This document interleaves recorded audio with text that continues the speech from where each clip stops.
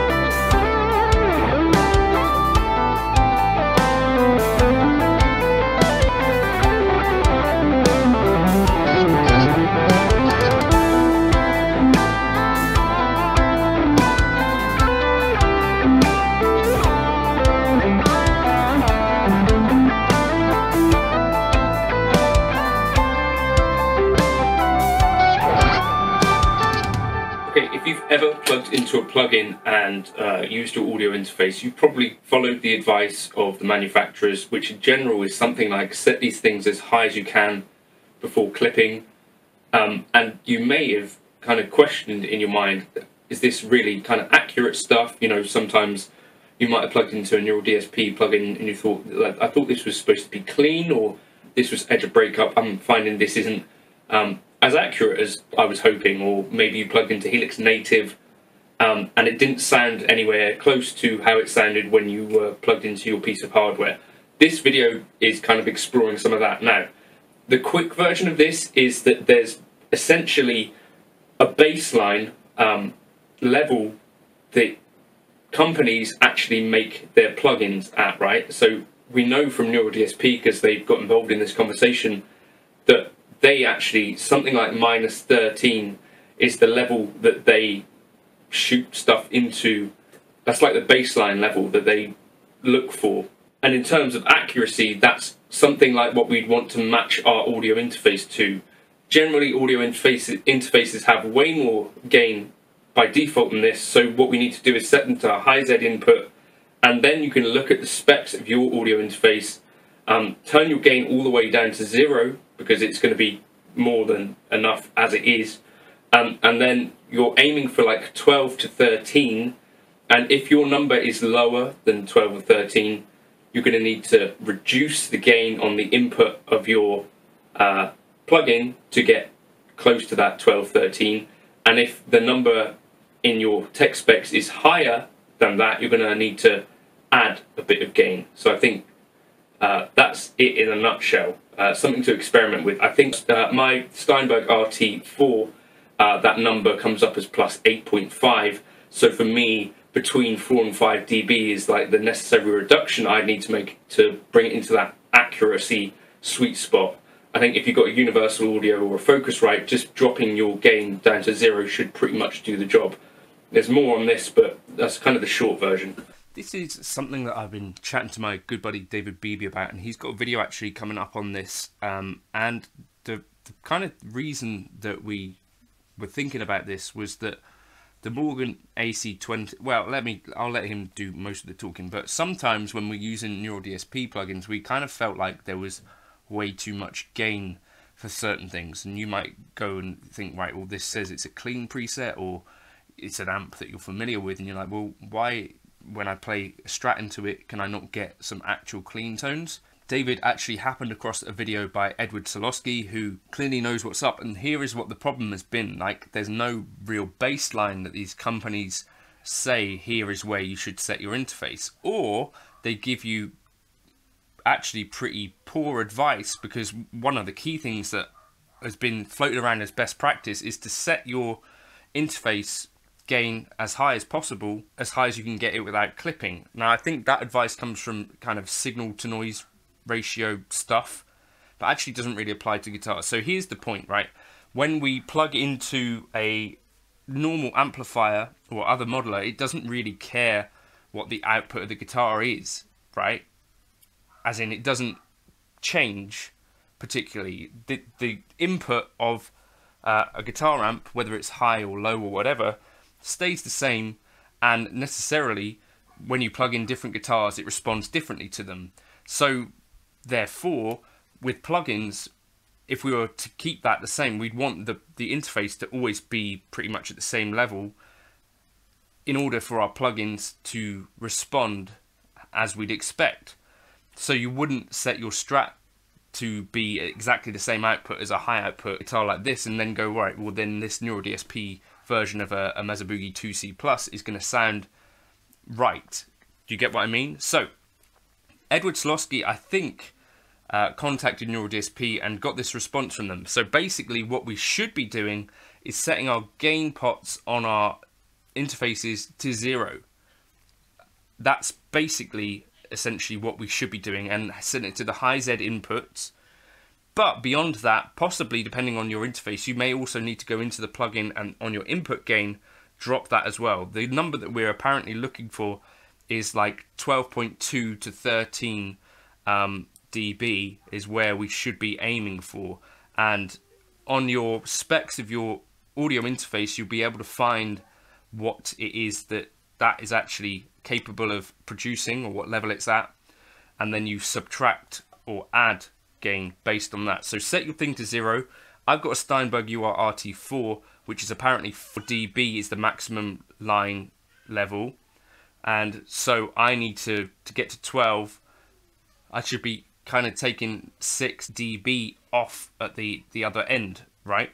So kind of interesting. Completely changes the response of the plugins, and I think this is going to be my new baseline, at least setting the input on my interface to 0. If you've got Focusrite or Universal Audio, just doing that should be enough. Depending on other interfaces, you may need to take a little bit more signal off. But basically, I've been overdriving my plugins for the whole time that I've been using plugins, it turns out. Let me know if you've been doing this too. This might be why things have always sounded like there's too much gain on the Neural DSP stuff, and even why your Helix native presets don't sound the same as your HX Stomp or Helix presets. Yeah, it's all starting to make a bit more sense now. So thanks to David Beebe for the chat. Thanks to Edward Slosky for the chat as well. You probably are overdriving your plugins at the input. It's basically the equivalent of sticking like a Katana boost up front. So therefore you're getting way more gain through these plugins than you would if you were plugging into the hardware equivalents. I'm plugged into my interface here. I'll just show you kind of the... So that's how I've got things set up now. How I was told, and how we get told by, you know, the manufacturers in general, in terms of the front-facing stuff, tell you to set the gain on your interface as high as you can before it starts clipping, which for me is around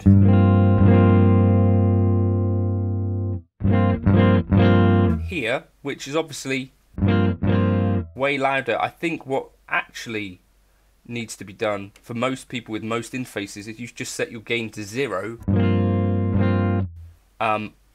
And the reason that this matters, I think, is because if you think about something that's sort of on the edge of breakup or supposed to be clean,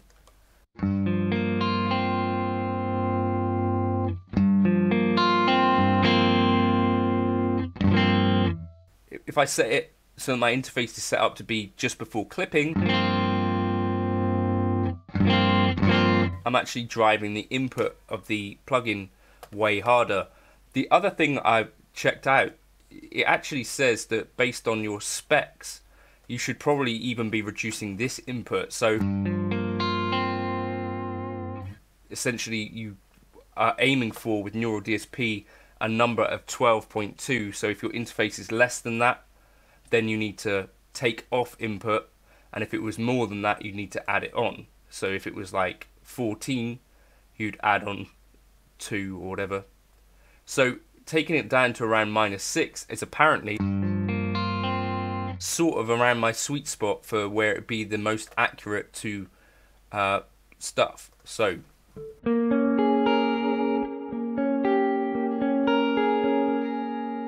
drop this to 6 because of my interface.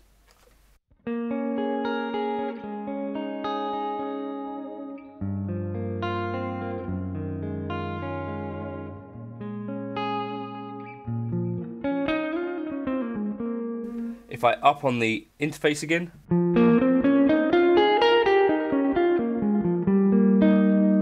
here that's just overdriving it basically.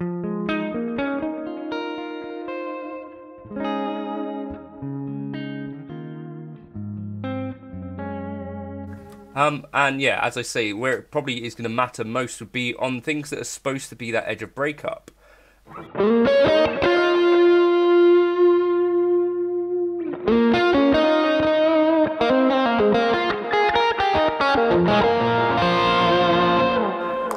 I did want to show you this on Pliny, but for some reason it's not loading properly. But let's jump out of here. So you see there, I've dropped the input -6. I don't know if that would be the same thing in the Helix. I'll have a look. So here we've got, as you see here, this is set to 0. And this...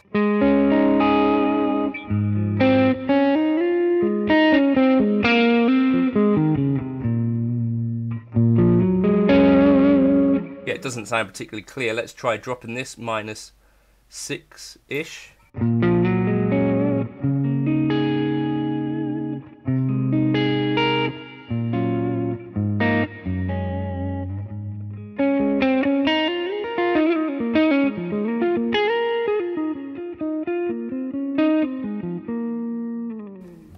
I think that's probably actually closer to where I would have had things. Let's try this 80s rhythm stomp.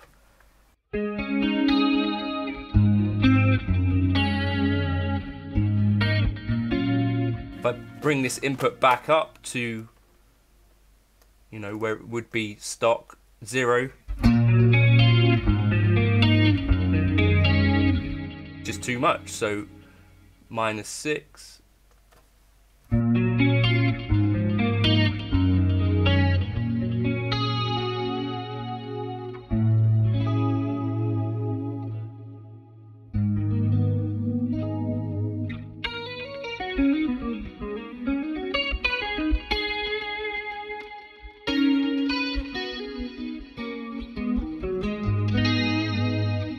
So I think if I've been making this mistake, probably a bunch of you guys have.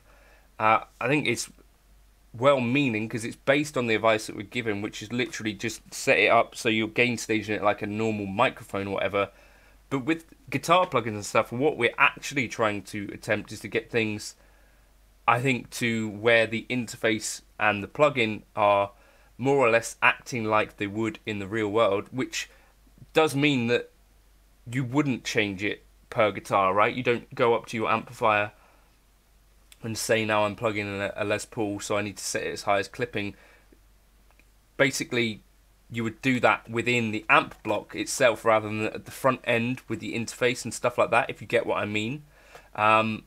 So, yeah, I've been going into all of my plugins with too much gain, if anything, because, yeah, as you can hear, that's...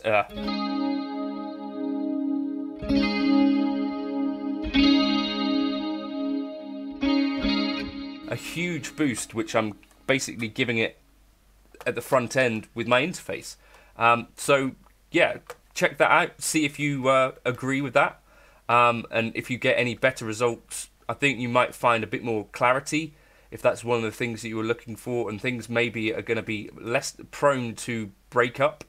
Let's find one of my go-to presets somewhere around here. So here, for instance, is a preset that the snapshot 3 is like a edge of breakup, where I would have had it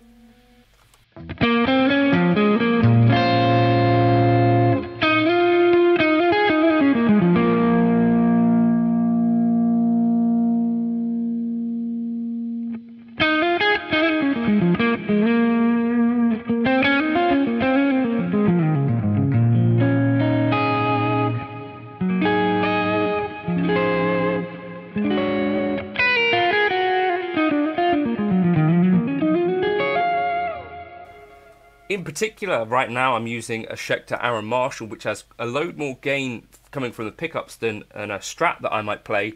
So, you know, I need, if the things are going to be accurate, it would react differently to this guitar. I wouldn't set the gain going into the front end differently per guitar. So with a Strat, for example,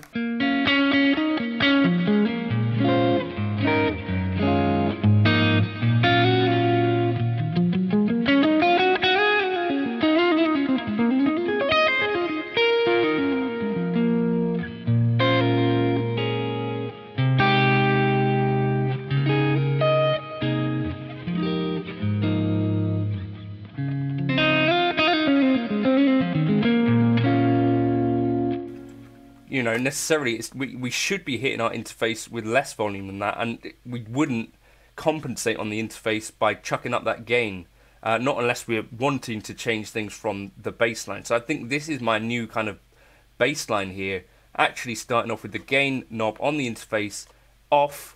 I'm probably even dropping the signal down to about -60 dB based on the response from Neural DSP. I'm going to assume they might even make their plugins in line with other competitors. I'll try and get a response on that from someone else, maybe at line 6, but we'll see. And this might be one of the reasons that people find that, oh, my Helix actually responds way differently to Helix native. Well, it could be because you've got the gain staging set up in the way that you've been advised, but is totally at odds with the real world. Yeah, give that a try. Thanks to Edward Solosky and Beebs for that as a suggestion. I think might be a really good thing to try on your interfaces if you're finding, oh, I don't necessarily feel like I'm getting many clean tones out of Neural DSP plugins or Helix native, everything seems to be a bit dirty. Why not try dropping your volume here? So turn your gain down on your interface and even your input here. Check out your manufacturer's specs for your interface. If it's Focusrite apparently or Universal Audio, you can pretty much just leave it where it is at 0. For me, Steinberg UR-RT4, I'm dropping it by -6. So yeah, I'll catch you in another video soon. I hope that's somewhat interesting, but it's something I've been doing wrong for basically all the time I've been using plugins. So I thought I need to change that. Thank you for stopping by. Cheers.